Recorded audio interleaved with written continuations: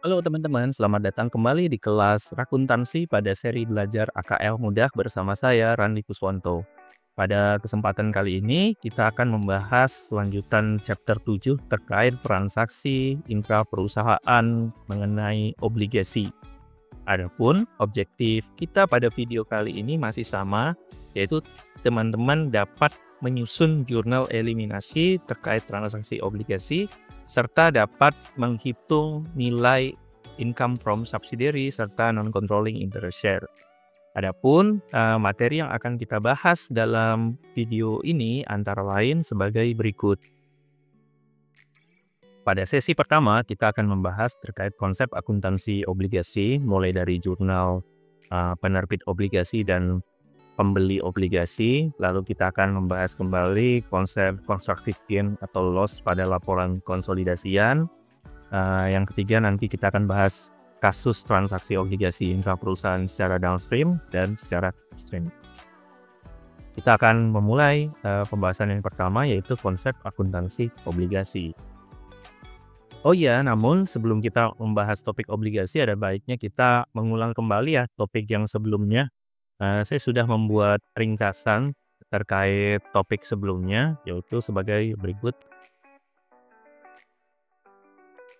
Jadi pada video sebelumnya kita membahas transaksi intra perusahaan aset tetap yang mana menggunakan contoh land dan equipment ya. Jadi summary-nya seperti ini sih kalau saya buatkan ya. Jadi pada penjualan tanah sesama satu grup, maka jurnal eliminasinya baik itu secara downstream maupun upstream itu sama, yaitu kita harus menghapus atau mengeliminasi total keseluruhan gain yang timbul dari penjualan aset tetap tersebut. Maka jurnalnya adalah gain pada set tetap yang dijual. Nah, perbedaannya antara downstream dan upstream adalah pada penentuan income from subsidiary dan non-controlling interest share, yang mana pada downstream itu mengakui 100% dari unrealized profit yang di atas tadi ini ya, yang kita jurnal itu, maka kita harus kurangkan seluruhnya ke parent. Sementara pada penjualan upstream kita alokasikan sesuai dengan kepemilikan parent tadi. Dalam tabel ini asumsinya 80% kepemilikan ya. Otomatis ini akan mempengaruhi juga penentuan non-controlling interest share, yaitu pada downstream tidak ada, sementara pada upstream tetap dialokasikan sebagiannya. Lalu pada equipment, kalau kita lihat di sini, di jurnal eliminasinya itu ada tambahan jurnal, yaitu menyesuaikan beban depresiasi. Karena kalau kita ingat ya, bahwa beban depresiasi itu kan akan diakui oleh pembeli aset tetapnya. Nah, nilainya itu kan berdasarkan harga beli awal, yang mana kita sebut dengan nilai yang tidak fair ya, karena nilai yang timbul dalam satu grup. Di sini sama bahwa kalau penjualan downstream maupun upstream itu akan menghasilkan jurnal eliminasi yang sama ya. Saya akan menghasilkan jurnal eliminasi yang sama persis. Perbedaannya adalah penentuan income from subsidiary-nya. Yang mana pada penjualan downstream seluruh unrealized profit dan gain atau loss atas depresiasi itu diakui ke parent seluruhnya, diakui ke controlling interest share-nya.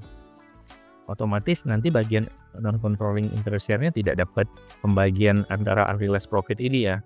Jadi cukup kepemilikan non-pengendalinya kali laba anak saja.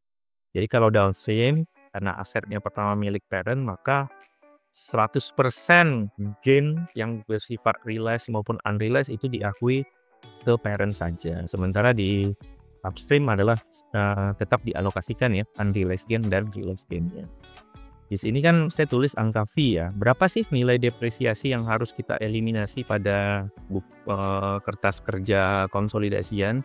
Jawabannya adalah kita harus membandingkan antara depresiasi seharusnya, yaitu depresiasi sebelum aset itu dijual sesama satu grup, dibandingkan dengan depresiasi yang baru, depresiasi yang diakui oleh pembeli aset tetap tersebut.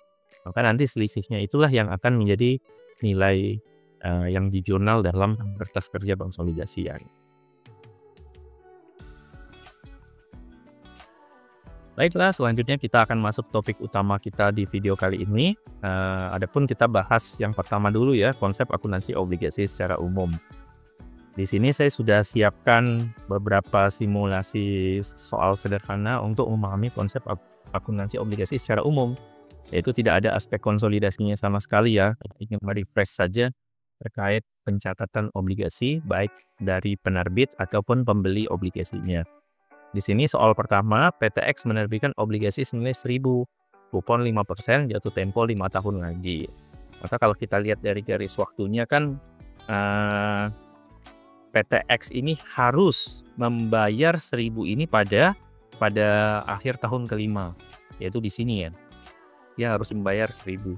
Nah, makanya 1000 ini disebut sebagai nilai pokok atau nilai prinsipal atau nilai face value-nya.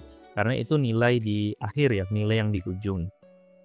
Sementara setiap tahunnya harus membayar kupon 5%. Artinya harus mengeluarkan kas sebesar 5% dari nilai pokoknya, yaitu 50. Maka di sini akan membayar 50, di sini 50, di sini 50, di sini 50, dan di sini 50. Jadi memang di akhir tahun kelima, PTX akan membayar 50 plus 1000. Sementara apa yang diperoleh PTX di hari ini? Nah, jawabannya adalah tergantungnya. Jadi ingat 1000 adalah nilai pokok. Nilai yang diterima di hari ini bisa jadi 1000, bisa jadi 1100, bisa jadi 1200 misalnya, bisa jadi 900, atau bisa jadi 800. Tergantung negosiasi atau tingkat bunga pasar hari ini. Makanya di sini nanti akan ada 3 simulasi ya. Simulasi pertama anggaplah di sini sebesar 1000. Maka pada tanggal 1 Januari di hari ini, yaitu di hari ini akan memperoleh kas 1000 pada utang obligasi 1000. Di akhir tahun pertama akan mengakui yang namanya beban bunga sebesar 50, utang bunga juga sebesar 50. Nah, kenapa pada utang bunga? Nah, karena bisa saja ya, biasanya kupon itu dibayarkan bisa jadi 1 Januari. Berarti kan di 31 Desember kita hanya mengeluarkan bunga. Jadi kita baru mengeluarkan kasnya di 1 Januari. Kalau memang di soal disebutkan pembayaran kuponnya 31 Desember, ini bisa langsung kas ya. Oke. Nah, inilah jurnal yang akan kita, yang saya blog ini, inilah jurnal yang akan kita lakukan di tahun 1, 2, 3, 4, dan 5. Sehingga nanti di tahun kelima, angka 50 ini kan sudah terjurnal semua. Nah, 1000 ini jurnal pelunasan saja, yaitu utang obligasi pada kas sebesar 1000. Inilah jurnal dari bond issuer. Sementara kalau dari bondholdernya atau investor ya, maka di awal tahun, di awal kepemilikan lah, awal pembelian, itu akan mengakui investasi obligasi sebesar 1000. Dan kas yang dibayarkan kan 1000 juga ya. Dan di setiap akhir tahun akan mengakui pendapatan bunga sebesar 50. Nah, ini bisa kas atau bisa piutang bunga ya, tergantung saja. Dan nanti di akhir tenor obligasinya akan mencatat kas pada investasi obligasi, menerima kembali utang. Ini asumsi kalau diterbitkan 1000. Nah, sekarang bagaimana kalau seandainya ini diterbitkan 1100? Maka kita masuk ke soal yang kedua. Jadi saat diterbitkan senilai 1100, bond issuer ini akan menerima 1100 di sini. Pada utang obligasi yang nilainya 1100. Kadang ada yang buatnya 1000, lalu di sini 100 disebut sebagai premium ya. Kan ada yang menyebutnya premium ini ya. Cuman untuk kemudahan kita akan mengakuinya dalam satu akun di 1100. Nah, kalau kita lihat utang obligasi kita di sini kan jadi 1100 ya. Boleh sih nulis begini, 1100 begini boleh. Tapi kalau saya tulisnya begini nggak apa-apa juga ya, 1000 dan 100 ya, sama-sama utang obligasinya 1100. Oke, lanjut. Apa yang harus dilakukan di akhir tahun? Yaitu kita mengakui beban bunga, terlepas kasnya dibayar atau tidak. Anggaplah di sini kasnya memang sudah dibayar ya. Jadi kita nggak fokus di kredit yang ini ya, karena ini bisa kas atau utang bunga. Selanjutnya, berapa beban bunga yang diakui di sini? Nah, teman-teman harus perhatikan kupon itu tidak sama dengan bunga ya. makanya disebut kupon bukan bunga. Nah, kalau kondisinya face value-nya itu sama dengan nilai penerbitan, memang bunga itu sama dengan kupon. Tapi kalau berbeda seperti ini, face value-nya 1.000 lalu diterbitkan 1.100, maka pasti ada amortisasi bunga, amortisasi utang obligasi yang akan mempengaruhi beban bunga. Tekniknya gampang, tidak usah dihafal, tapi diperhatikan buku besarnya. Kita fokus di buku besar ini ya. Nah, face value adalah nilai di ujung, maka 1.100 yang ada di awal sini, yang ada di depan, itu harus menjadi 1.000 di sini. Maka kan yang kita adjust 1.000-nya nggak usah diganggu, yang kita adjust adalah 100-nya saja. Nah, 100-nya ini harus kita eliminasi, harus kita hapus, atau istilah yang lebih tepatnya adalah harus kita amortisasi. Nah, sebenarnya amortisasi obligasi itu lebih tepat menggunakan metode bunga efektif seperti yang dipelajari saat KKM 2 ya. Tapi untuk tujuan kesederhanaan dan mengikuti konteks di buku BIMS, kita amortisasi secara sederhana yaitu menggunakan garis lurus saja. Maka premium yang timbul itu kita langsung adjust saja garis lurus. Di sini kan obligasinya berumur 5 tahun, maka 100 ini ya bagi 5 saja. Logikanya, maka tiap tahun kita akan mengurangkan utang obligasi, mengurangkan ya, karena kita harus mendebit 20 di sini, 20 di sini, 20 di sini, 20 di sini, 20 di sini. Sehingga nanti kan jadi 1.000 ya. 1.100 ini setelah kita kurangkan 20 selama 5 tahun, dia akan menjadi 1.000. Maka di jurnal ini kita akan menjurnal ini nih. Utang obligasinya akan kita debit atau kreditkan. Kalau dilihat di sini kan adalah kita harus debitkan utang obligasi ya. Maka kita harus mendebitkan utang obligasi nih sebesar 20. Sementara kas tadi yang kita harus bayar kan memang 50 ya, sesuai dengan kesepakatan. Di sini kita boleh aja buat jurnalnya split ya. Jadi 50. Untuk mengakui kupon 50 ini ya beban bunganya 50. Dan untuk mengakui amortisasi 20 ini beban bunga 20. Nah, ini bisa di-split. Cuman cara yang lebih disarankan adalah di jurnal 31 Desember ini mending seperti ini. Kas tadi kan kita harus keluar uang intinya 50 ya. Kita harus mengeluarkan uang 50. Obligasi utangnya itu harus diamortisasi 20. Sehingga beban bunganya menjadi 30. Jadi sama saja ya, mau cara yang di atas atau cara yang di bawah ini sama saja. Tapi saya lebih prefer cara yang ini. Artinya PTX selaku penerbit obligasi akan mengakui beban bunga sebesar 30, bukan 50. 50 adalah kas yang dibayarkan. Inilah yang akan dijurnal selama 5 tahun. Sehingga akan muncul nih utang obligasi selama 5 tahun. 1, 2, 3, 4, 5. Dan nanti menyisakan utang obligasi 1.000. Artinya nanti utang obligasi ya kita lunasi saja sebesar 1.000 dan kasnya 1.000. Ya memang seperti itu ya, karena kan obligasi pelunasannya sesuai dengan nilai pokoknya. Ini dari sisi bond issuernya ya, penerbitnya. Sekarang kita dari sisi investornya. Sebenarnya konsepnya sama. Jadi di sini kan pasti investor harus membayar kas sebesar 1.100. Investasinya pun 1.100. Nah, maka investasinya tadi ini sama 1.100. Nah, dia harus menjadi 1.000 di akhir tahun kelima. Maka ini kita akan amortisasi investasi obligasinya selama 5 tahun. Artinya memang kas yang diterima, saya langsung ke sini saja. Kas yang diterima memang 50. Tapi kita harus mengamortisasi investasi obligasinya sebesar 20 dan mengakui pendapatan bunga 30. Jadi dari sisi PTX akan mengakui beban bunga 30 dan di sini mengakui pendapatan bunga sebesar 30. Oke, kita masuk contoh terakhir ya, yaitu adalah seandainya ini diterbitkan 950. Artinya diskon ya. Maka di sini kita akan mengakui kas sebesar 950 pada utang obligasi 950. Nah, pertanyaannya berapa beban bunganya? Ini saya hapus dulu ya. Berapa beban bunganya? Yang jelas, kas ini pasti kita harus bayar 50 sesuai dengan kupon yang dijanjikan. Lalu untuk menentukan beban bunganya, tinggal kita lihat saja utang obligasi yang harus diamortisasi berapa. Maka kita lihat buku besar. utang obligasi kita awalnya 950, dia harus menjadi 1000. Maka harus diapakan? Kita harus tambahkanlah 10, 10, 10, 10, dan ya satu lagi ya, 10 di sini. Sehingga nanti dia di akhir tahun ke-5 nilainya menjadi 1000. Atau bisa jadi begini ya, ya banyak caranya ya, yang paling paham aja. Di sini 1000, di sini 50. Berapa utang obligasinya? 950 ya, sesuai dengan di soal 950.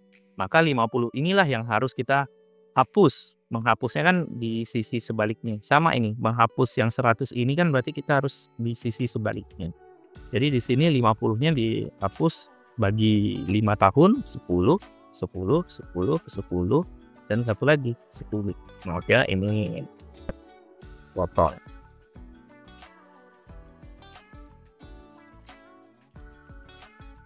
Nah, inilah buku besarnya jadinya, sehingga di sini menjadi 1000. Artinya, amortisasi yang kita lakukan tiap tahun itu harus mengkredit utang obligasi. Jadi, utang obligasinya harus kita kredit. Sisanya beban bunganya ya tinggal mekanisme jurnal saja. Jadi, beban bunganya adalah 60. Beban bunga 60 ini pasti resiprokal dengan pendapatan bunga 60 juga ya. Nah, jadi seperti itu ya akuntansi obligasi secara sederhana. Fokusnya adalah teman-teman bisa menghitung premium dan diskon yang timbul pada awal transaksi obligasi, lalu bisa melakukan amortisasinya. Saya rasa amortisasinya mudah ya, asal ingat ledgernya ya, ledger utang obligasinya. Karena ini penting nanti menentukan ini harus di debit atau kredit. Baiklah, selanjutnya kita akan masuk topik kedua, yaitu konsep constructive gain atau loss yang timbul dari penjualan atau pembelian obligasi sesama satu grup ya. Di sini saya sudah siapkan gambar sederhana saja. Jadi PTA ini kan menerbitkan obligasi ke berbagai pihak ketiga. Anggaplah obligasi yang diterbitkan itu nilainya 600. Maka di sini kalau tanpa diskon dan premium, anggap saja menerima 600 juga. Nah, 600 ini kan dimiliki oleh pihak ketiga. Sekarang, seandainya PTA ini ternyata menebus kembali obligasinya dari yang 600 ini, ditebuslah 200. Berarti obligasi ini kan yang dimiliki pihak ketiga kan sisa 400 ya, sisa $400 di sini. Nah, anggaplah PTA ini berhasil menebus 200 ini seharga 150. Nah, ingat ya bahwa dalam konteks obligasi itu nilai transaksi obligasi itu tidak harus sama dengan nilai pokoknya atau nilai face value-nya. Di sini nilai face value-nya 200 dan ditebus dengan nilai 150. Pertanyaannya, PTA ini untung atau rugi? Jelas terasa sebagai untungnya karena punya utang yang nilainya harusnya 200 dapat ditebus dengan nilai 150 saja. Maka di sini PTA pasti akan menjurnal seperti ini. Akan keluar kas di sini senilai 150 sementara utangnya lunas. Utang obligasinya lunas sebesar 200. Maka di sini kan nggak balance ya, lalu untuk membalancekannya di kredit 50. Nah, di kredit inilah yang disebut sebagai gain tadi. Atau keuntungan ya, untung. Oke, nah ini terasa benar ya atau terasa tidak ada yang aneh. Sekarang kita masuk konteks yang kalau seandainya seperti ini. PTA menjual surat obligasi ke pihak ketiga, nilainya sama 600. Dapatlah PTA sebesar sama juga, yaitu 600 di sini. Tapi sekarang yang beli bukan PTA lagi, PTB malah membeli obligasinya yang tadi ya senilai 200 ini dibelilah oleh PTB. PTB membelinya seharga 150. Sekarang apakah PTA memperoleh keuntungan saat PTB membeli obligasinya dari pihak ketiga? Jawabannya tidak ada ya, karena PTA tahunya bahwa obligasi yang beredarnya tetap di luar, tetap 600. Jadi artinya PTA ini tetap berkewajiban membayar 600 di akhir tenor obligasinya, yaitu nanti bayar ke PTB dan pihak ketiga tersisa. Jadi nggak relevan. Sekarang saya tanya lagi, PTB ini mengalami keuntungan nggak saat membeli obligasi senilai yang 200 ini senilai 150? Jawabannya, sesuai dengan akuntansi obligasi tadi, PTB cukup menjurnal investasi obligasi ya khas senilai 150. Jadi tidak di jurnal ada gainnya. Jadi kan tidak ada gain. Makanya dalam topik 2 kali ini kan yang dibahas adalah constructive gain. Gain yang dimunculkan atau dikonstruksikan ya. Bagaimana cara menggambarkannya? Karena di sini kita ketahui bahwa PTA ini ternyata memiliki kepemilikan 100% PTB, maka kita bisa lihat gambarnya itu jadi seperti ini. Jadi memang dari perspektif PTA secara tunggal tidak ada untung. PTB sendiri saat membeli obligasi tadi tidak ada untung juga. Tetapi kalau kita melihat PTA dan PTB ini sebagai satu kesatuan, karena memang konsep konsolidasi kan seperti itu ya, maka gambar ini sama persis dengan gambar yang tadi. Yaitu artinya ada untung yang harus diakui sebesar 50. Ada constructive gain yang harus dimunculkan. Tidak dalam laporan A, tidak dalam laporan keuangan A, tidak dalam laporan keuangan B, tapi dalam laporan konsolidasian A dan B. Nah, sekarang setelah memahami konsep ini, maka kita akan masuk ke subtopik 3 ya. Subtopik 3 itu adalah transaksi obligasi intraperusahaan downstream. Ini sudah ada soal terkait transaksi obligasi sesama grup ya, yang mana dikategorikan downstream. Mungkin saya perlu disclaimer dulu ya, bahwa dalam transaksi intracompany obligasi sebenarnya istilah downstream dan upstream ini tidak tepat. Karena kalau kita lihat gambar yang tadi di sini ya, maka sebenarnya PTP memperoleh obligasinya tidak secara langsung dari PTA, melainkan dari pihak ketiga. Kalau langsung dari kalau downstream itu kan artinya panahnya dari PTA ke PTB, tapi ini kan melalui pihak ketiga. Jadi sebenarnya tidak tepat menggunakan istilah downstream dan upstream. Tapi kenapa saya tetap menulis upstream dan downstream? Untuk memudahkan saja, karena konsep perhitungan income from subsidiary-nya nanti akan mirip. Dan terlebih video-video sebelumnya kan kita sudah aware lah dengan istilah upstream dan downstream. Jadi downstream di sini mengacu bahwa obligasi pertamanya itu adalah miliknya si parent ya. Oke, kita lihat soal ini. Jadi di 30 Desember, parent menerbitkan obligasi 1000 seharga 1.100, kupon 5% 5 tahun, subsidiary membeli 20% obligasinya. Jadi ini transaksi di akhir tahun nih. Kita fokus pada tanggal ini akhir tahun. Kalau kita lihat jurnalnya parent kan, parent akan menjurnal pastinya akan memperoleh kas sebesar kas 1.100. Lalu ada pada bond nih senilai 1.100 juga. Ini kan sudah jelas ya. Maka di posisi 31 Desember ini parent pasti mengakui adanya bond payable senilai 1.100. Nah, ini dimiliki oleh pihak ketiga semua. Lalu besoknya pada tanggal 31 Desember subsidiary ternyata membeli 20%. Berarti kan 200 ya, 200. Tapi dengan harga 160. Kalau ada transaksi intracompany seperti ini dan di topik obligasi, apa yang harus kita lakukan? Yang kita harus lakukan adalah menghitung constructive gain. Constructive gain dapat dihitung dalam 2 cara. Cara pertama adalah melalui perhitungan, cara kedua adalah melalui penjurnalan. Kita dari perhitungan dulu saja ya. Jadi kalau perhitungan constructive gain itu kita harus membandingkan apa dengan apa, yaitu nilai buku obligasinya dengan harga tebus lah ya, atau harga beli, harga tebus atau beli. Nilai buku obligasinya itu kan adalah 1.100, dibeli sebanyak 20%, maka 220. Dan di sini kan ditebus dengan harga 160, maka akan ada selisih sebesar 60. Nah, 60 inilah yang disebut konstruktif gain atau loss, tergantung ya. Kita lihat saja ini rasanya untung atau rugi.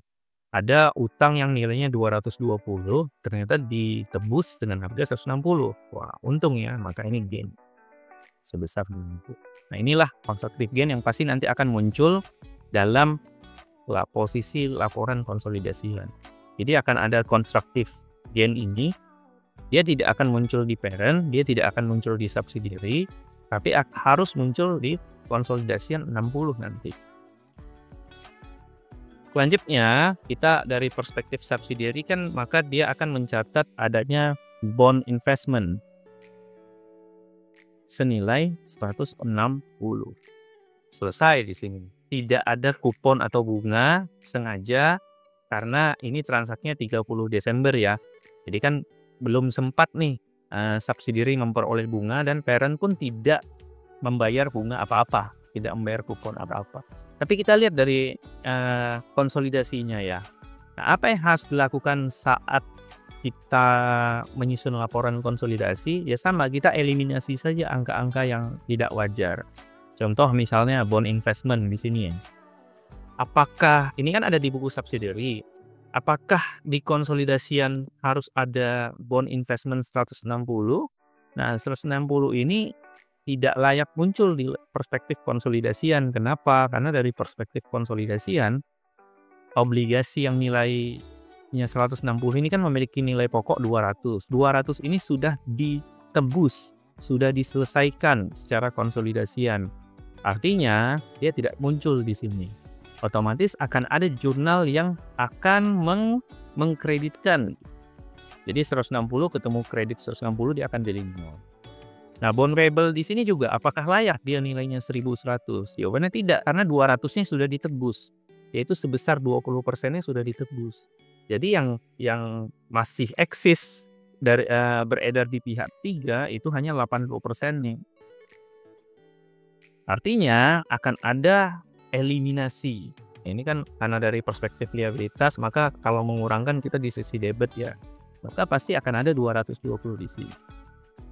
Nah, dari konstruktif gain juga harus 60 ini tidak muncul tiba-tiba 60. Sebenarnya dia muncul dari 0 tambah 0 tambah adanya di sini 60. Sehingga dia memang harus muncul ya 60. Sehingga kalau kita mau susun jurnal eliminasinya, maka akan ada debit bond payable sebesar 220. Debit ya. Lalu sebentar saya rapikan. Lalu ada bond investment. Ini jurnal eliminasi ya. Jadi memang kita harus mengeliminasi angka-angka yang tidak fair, yaitu 160 di sini, dan kita munculkan gain 60. Oke.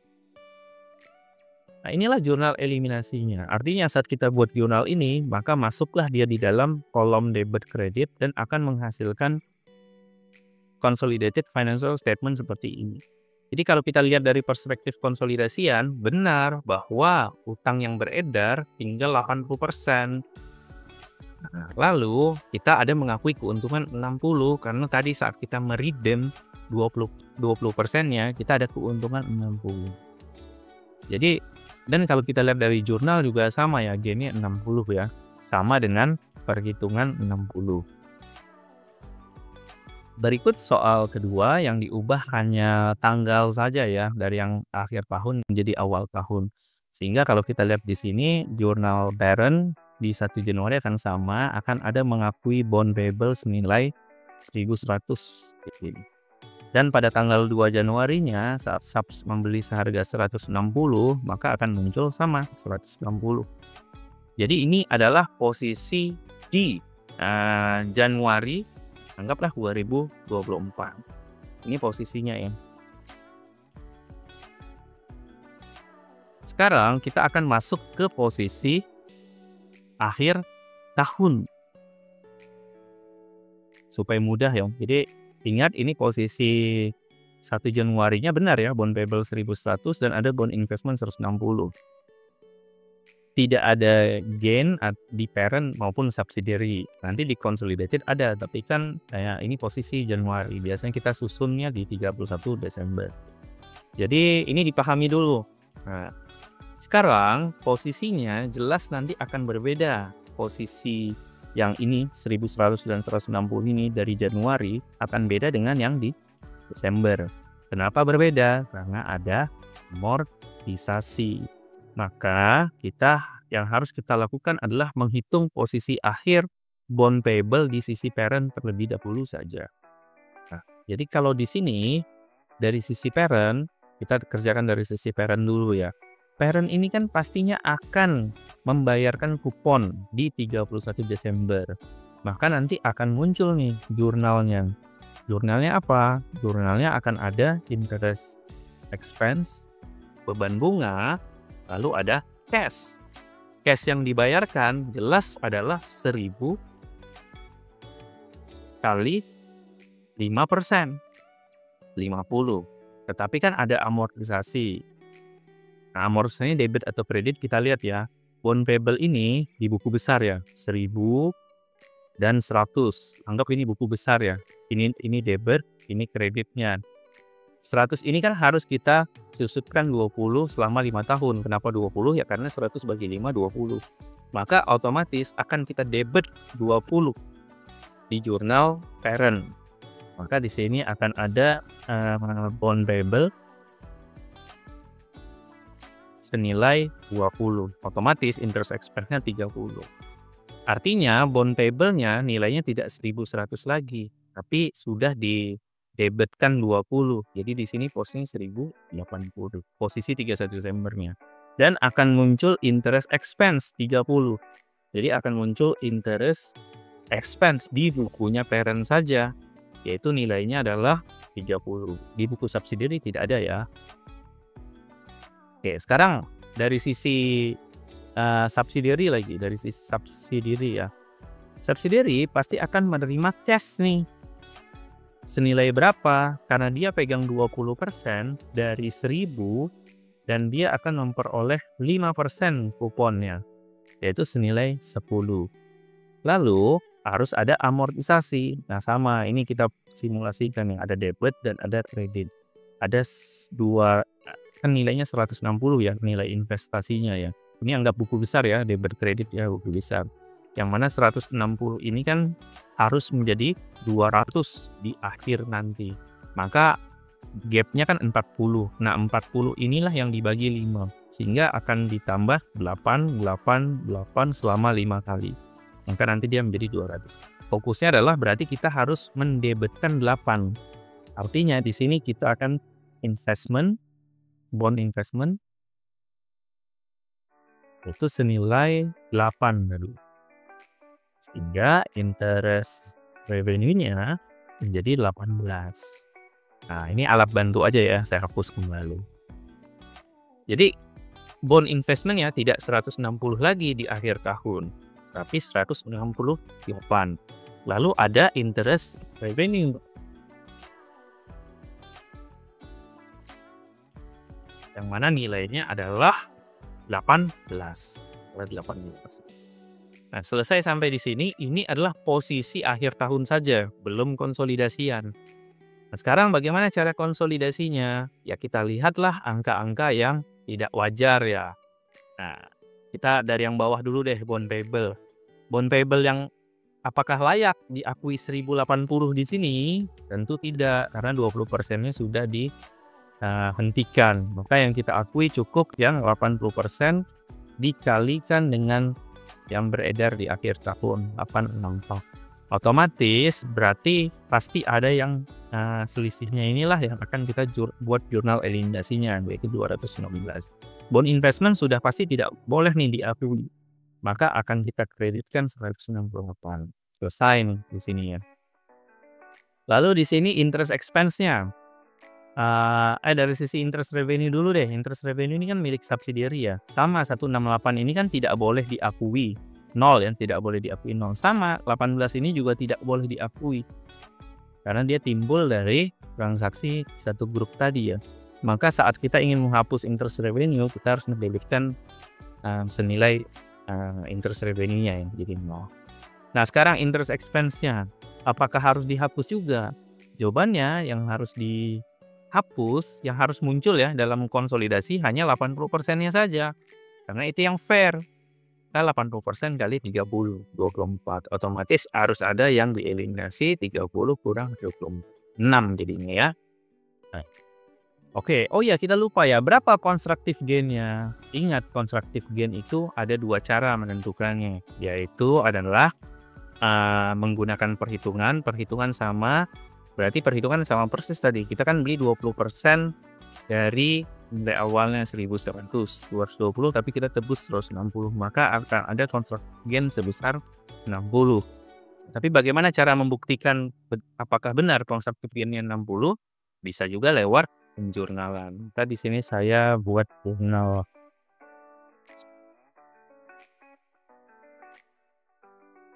Maka kalau kita lihat jurnal eliminasinya, nah kita dari yang bawah dulu ya, yaitu 216 dan 168 ini. Berarti kita akan mendebet bond payable 216. Dan bond payable 216 dan ada interest bond investment ya. Senilai 168 ya. Selisihnya itu adalah gain. Kita selisihnya saja. Lalu dari yang atasnya ini adalah yang mana yang debit? Yang debit adalah yang 18. Maka ini interest revenue. Interest revenue. Lalu ada interest expense. Nilai interest revenue-nya adalah 18 dan ini adalah 6 ya. Selisihnya adalah 18 kurang 6, 12 itu adalah gain juga. Sehingga kalau kita lihat gainnya jadinya berapa? Gainnya kan muncul 48 tambah 12, 60. Jadi sama persis dengan perhitungan. Oke, demikian nih konsep sederhana dari eliminasi transaksi obligasi, yang mana di sini posisi awalnya adalah obligasi ini milik parent yang saya sebut sebagai downstream. Oh ya, kita belum bahas penentuan income from subsidiary ya. Berapakah nilai income from subsidiary? Kan ini isunya ya, dan otomatis berapakah nilai non-controlling interest share? Tetap sama, elemennya pasti adalah laba anak. Laba anaknya berapa? Laba anak di sini sayangnya tidak terinfo ya. Ya, kita buat aja net income-nya seperti biasa, angkanya 200 misalnya.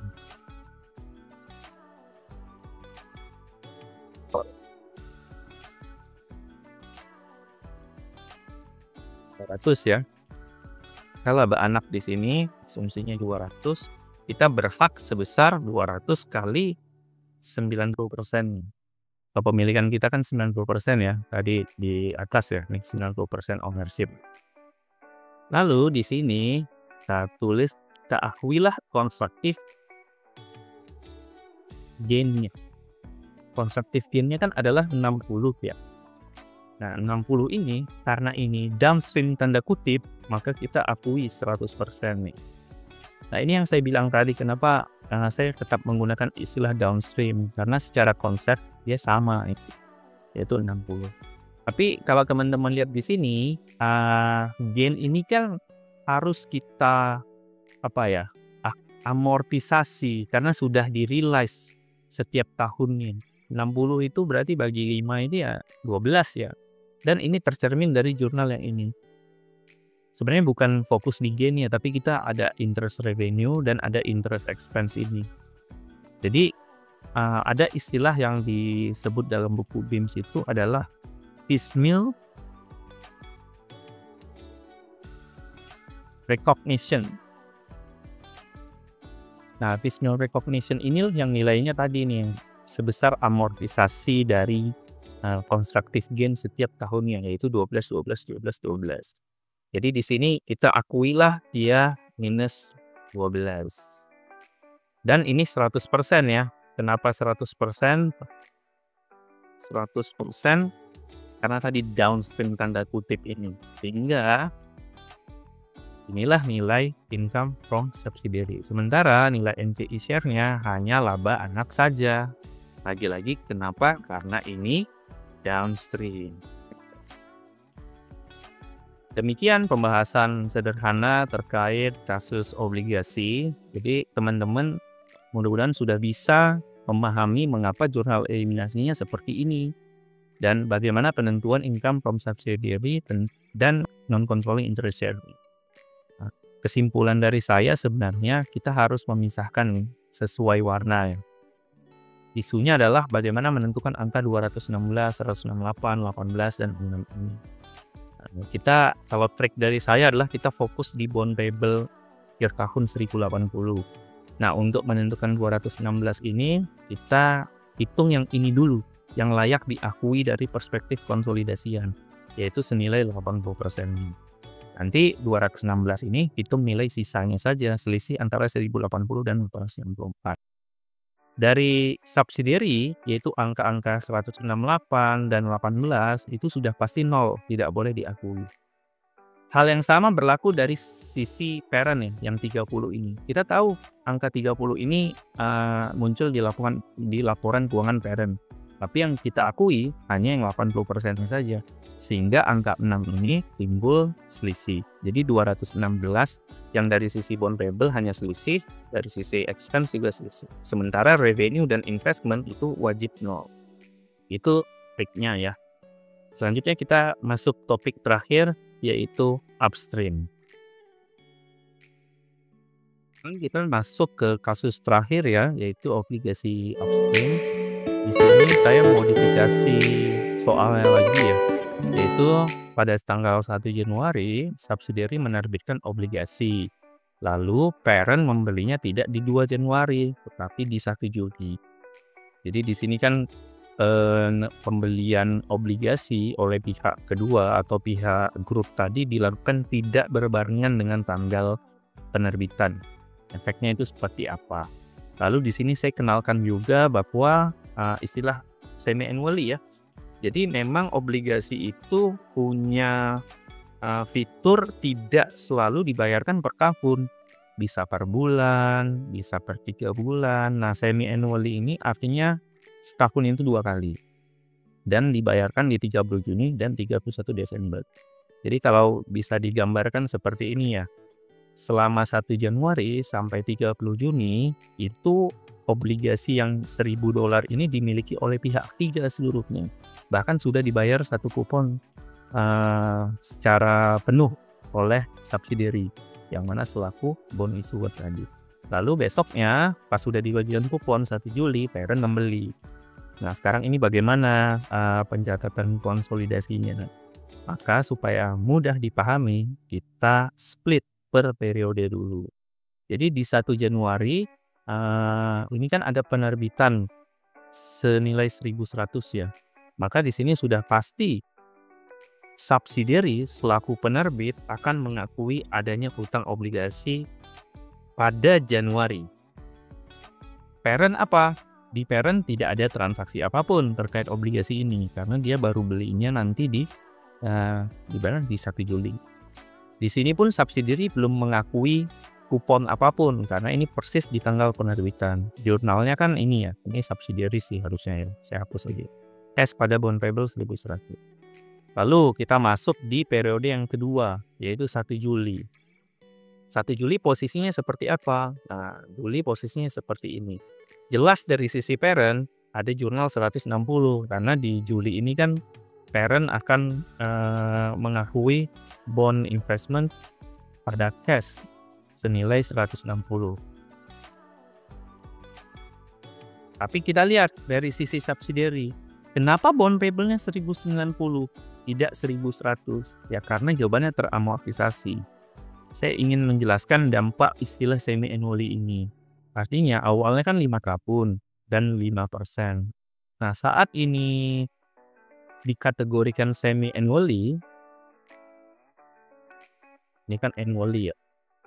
Annually-nya kan 5 tahun 5%. Nah, kalau ini semi annually, maka dampaknya adalah di N-nya. Ini kan N-nya. N-nya 5, lalu kuponnya adalah 5%.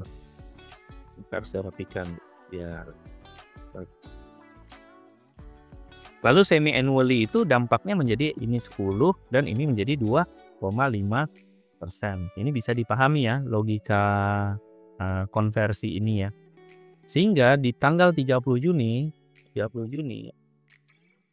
subsidiary itu kan akan membayar kupon. Sudah jelas dia membayar kupon cash-nya berapa. Nah, cash-nya itu kan berarti 2,5% dikali 1000. 25. Setahun harusnya 50. Ini jadi 25. Bisa dipahami ya. Nah, sekarang pertanyaannya berapa interest expense-nya? Nah, interest expense-nya ini harus bergantung dengan amortisasi utang obligasinya. Jadi kalau saya gambarkan lagi misalnya di sini ya, di sini deh. Misalnya di sini adalah utang obligasi ya, bond payable-nya. Di sini kan awalnya adalah 1.100, 1000 dan ada 100. Nah, 100 ini harus diamortisasi dengan N yang 10. Maka di sini ada 10, ada 10, ada 10, ada 10, sehingga dia nanti ujung-ujungnya akan menjadi 1000. Amortisasinya adalah mengakibatkan adanya debit 10. Nah, di sini bond payable-nya ada pasti ada 10 di sini. Sehingga menyebabkan interest expense-nya 15. Maka di posisi 30 Juni atau awal Juli itu akan ada interest expense senilai 15. Dan bond payable kita sudah berkurang sebesar 10. Makanya di sini menjadi 1090. Ini posisi awal Juli. Jadi parent sudah mulai mengakui bond investment dan di sini sudah ada bond payable 1090. Selanjutnya kita masuk ke periode yang pentingnya yaitu Desember, di mana di Desember kita akan menyusun laporan konsolidasian. Oh ya, sebelumnya kita bisa hitung juga ya berapa constructive gain-nya. Di sini kita lihat bond payable nilai bukunya adalah 1090. Nilai bukunya adalah 1090. Kan ditebus di soal disebut ditebus 20%-nya ya. 1090 ini adalah nilai buku. Setara 20%-nya adalah 218. Harga belinya adalah 160. Maka kita punya utang 218 tapi kita bisa tebus dengan 160. Maka ada gain lagi ya.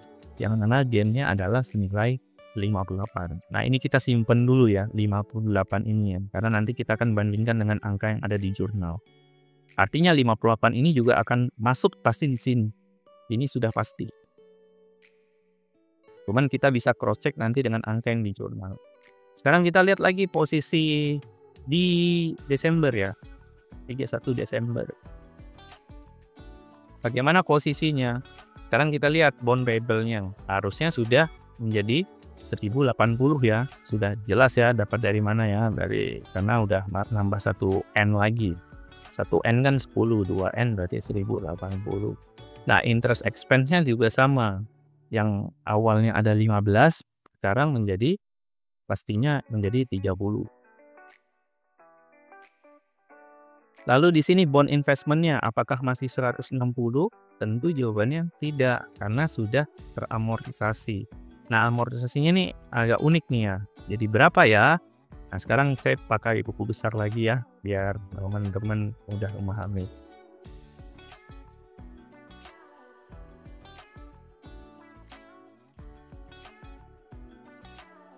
Sini kan ada bond investment yang nilai awalnya 160. Nah, 160 ini kan harus menjadi 200 nanti. Berarti ada selisih 40 ya, ada selisih 40 gap-nya. Nah, 40 ini awalnya kan sampai dia retire itu kan berarti kan tadi 5 tahun, tapi kan ini dibeli pada 30 setelah melewati 1 N-nya. Berarti tersisa N-nya kan adalah 9.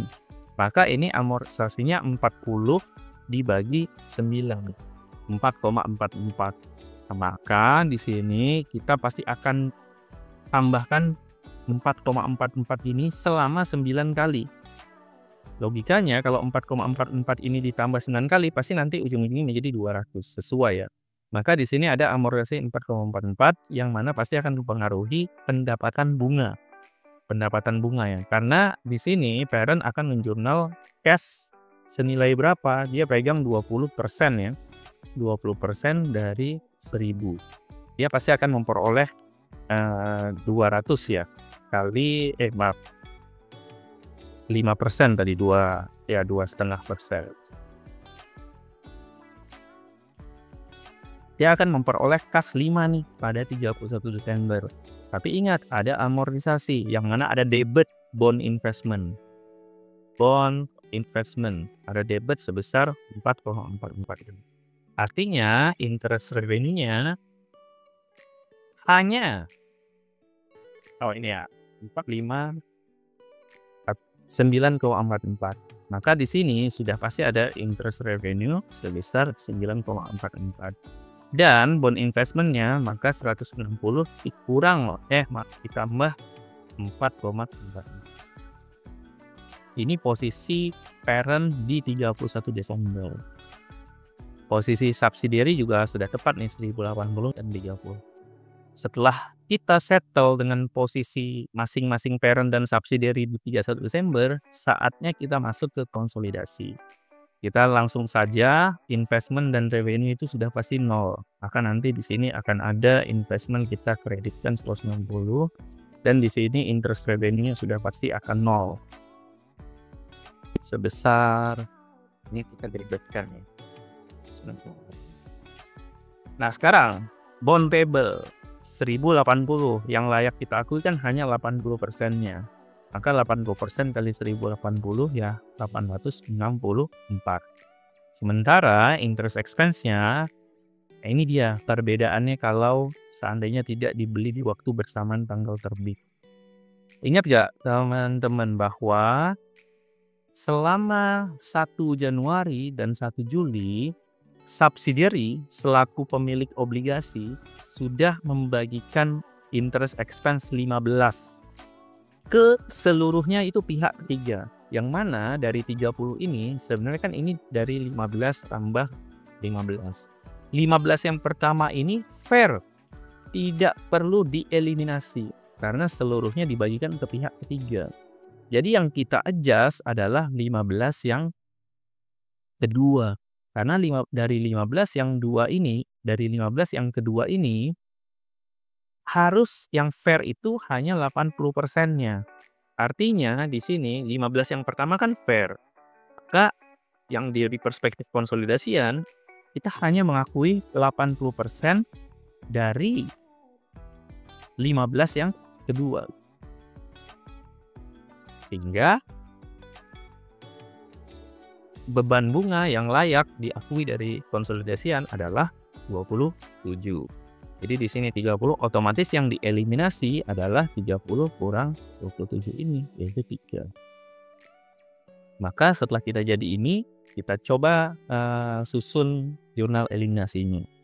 Oh ya, ini belum saya ini ya, mengurangkan ini kurang 216. Kita susunlah mulai dari yang ini dulu, yaitu debit bond payable ya. Bond payable-nya debit 216 benar. Lalu bond investment-nya kita hapuskan sebesar 164,44 ini. Maka ada gain 52. Lalu interest revenue-nya juga di sini kita hapuskan sebesar 9,44 ya. Dan di sini interest expense-nya sebesar 3. Maka di sini 6. Sekarang kita uji constructive gain-nya ya. Karena menurut jurnal constructive gain-nya adalah 52 tambah 56, 58. Yang mana 58 ini sudah sama dengan yang 58 dari perhitungan. Jadi pekerjaan kita bisa dibilang sudah benar. Di sini kita hitung berapa income from subsidiary. Ingat, ini adalah tipe upstream. Maka dari laba anak yang asumsinya memang 200 ya, itu kan berarti kita berhak atas 90% kepemilikan. Nah, constructive gain-nya kan ada 60, bukan 60 ya, ada 58 di sini. Nah, 58 ini harus dibagi sesuai dengan persentase kepemilikan. Artinya ini hanya 90% saja. Piecemeal recognition-nya juga harus dibagi. Yaitu piecemeal recognition-nya kan timbul karena ini tadi ya. Yaitu 90% dari yang selisih interest revenue dan interest expense ini.